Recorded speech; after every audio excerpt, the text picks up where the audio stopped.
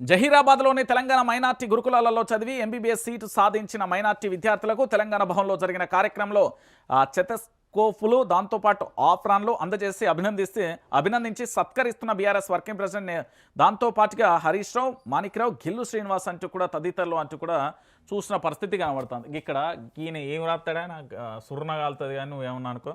BRS party working president KTR, మాజీ మంత్రి హరీష్ రావు రాయడానికి ఏం నొప్పి ఆయనకి, ఏం పత్రిక అనేది, ఈల పత్రికేనా? ఊరిని రాసుడు సల్లగా నేతలని ఎట్లా అంటారే నాకు అర్థం కాదు. నేతలు హరీష్ రావు, మాణిక్రావు, గెలుస్తాం వీళ్ళకి తగ్గట్టు ఉంటాడా హరీష్ రావు? గీ పంచాయతీలే, గీ దుకాణాలే బంద్ చేసుకోమని చెప్పింది. నేను మంచికి మంచి చెప్తా, చెడుకు చెడు చెప్తా. ఇంటే మీరు మంచిగా అవుతారు, లేకపోతే గిట్టనే అవుతారు.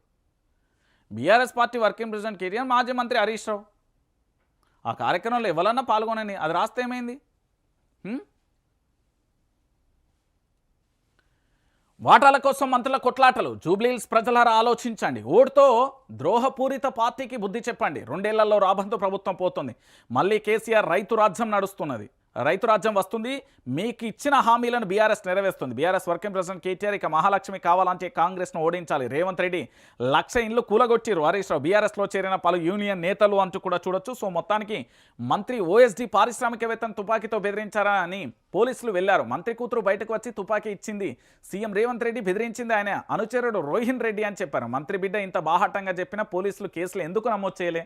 ఎందుకు నమోదు చేస్తారండి? వాళ్ళంటే గజ్జ భయపడతారు. ఇప్పుడు మాలాంటి వాళ్ళు మాట్లాడితే నిజాలు చెప్పేటోళ్ళు జర్నలిజం చేసి చదువుకొని ఇంత దూరం వచ్చి ఇంత చేసి ఇన్ని శాటిలైట్ పత్రికలలో పనిచేసి అంత చేసిన వాళ్ళు ఇప్పుడు మేము మాట్లాడితే వాళ్ళకి సురసుర అంటుంది, కానీ వాళ్ళు మాట్లాడితే ఆయమంటుంది. ఎందుకు నేను ఈ మాట చెప్తున్నా అంటే రాష్ట్ర వ్యాప్తంగా జరుగుతున్న పంచాయతే కదా, రాష్ట్రంలో జరుగుతున్న పరిస్థితి. రౌడీల పాలన అయిపోయింది రాజ్యం.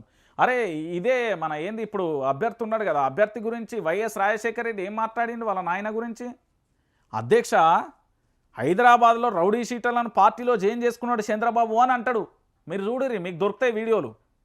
అరే ఇంతకంటే దారుణం, ఇంతకంటే ఘోరం ఏముంటుందండి? తెలంగాణ రాష్ట్ర వ్యాప్తంగా ఇంత దారుణంగా కూడా నేను మళ్ళీ చెప్తున్నా. ఆ హత్యలేంది, ఆ చైన్ స్మాగ్లర్ పోలీసుల మీద వాళ్ళ అనుడేంది, ఈ కథ ఏంది, ఈ లక్షణం ఏంది? మీరు ఒక్కసారి తెలంగాణ ప్రాంత ప్రజలందరూ కూడా ఆలోచించరు. నేను చెప్పే మాట వాస్తవం కదా. ఈ తెలంగాణ రాష్ట్ర వ్యాప్తంగా కూడా ఒక ఓఎస్డీకి సంబంధించి పారిశ్రామికవేత్తను బెదిరించిందంటే దాని మీద ఎఫ్ఐఆర్ ఏది? ఎస్ఓటి పోలీసులు కూడా వెళ్ళారు కదా, వాళ్ళు ఏమైపోయింది ఆ కేసు? అంటే తెలంగాణలో పోలీసు వ్యవస్థ మీద నమ్మకం పోయింది. నేను బాహాటంగా చెప్తా, ఎన్కౌంటర్లు చేస్తామంటే ఒక వ్యక్తిని, ఒక పౌరుని చంపే హక్కు ఈ తెలంగాణ రాష్ట్రానికి లేదు. ఈ దేశంలోనే లేదు పౌరుని చంపే హక్కు. అలాంటి చాలా